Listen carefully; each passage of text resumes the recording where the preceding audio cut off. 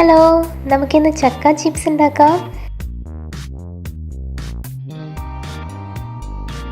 അതിനെനിക്ക് കിട്ടിയിരിക്കുന്നത് വരിക്കച്ചക്കയാണ്. അധികം പഴുത്തിട്ടില്ല. ഇത് നന്നായിട്ട് ചെറിയ ചെറിയ കഷ്ണങ്ങളാക്കി ഇങ്ങനെ കട്ട് ചെയ്തെടുക്കാം.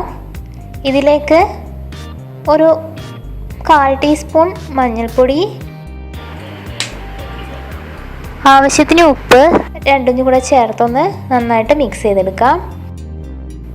ഇത് നല്ല തിളച്ച എണ്ണയിൽ ഇട്ട് കൊടുക്കാം. ഒരു 10-15 മിനിറ്റ് വരെ നന്നായിട്ടൊന്ന് എണ്ണയിലിട്ട് വറുത്തെടുക്കണം. നന്നായി തിളക്കുന്നുണ്ട്.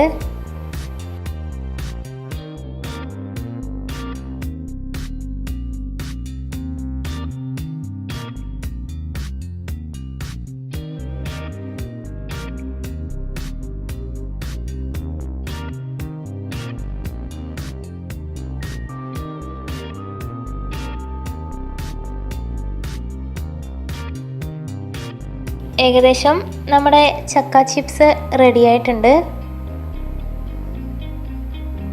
നമുക്കിത് ഒരു പ്ലേറ്റിലേക്ക് മാറ്റി വെക്കാം.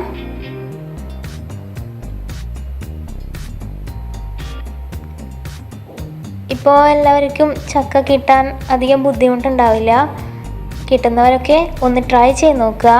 ഇഷ്ടമായെങ്കിൽ ഞങ്ങളുടെ ചാനൽ ഒന്ന് സബ്സ്ക്രൈബ് ചെയ്യുക, ലൈക്ക് ചെയ്യാൻ മറക്കരുത്. ബൈ.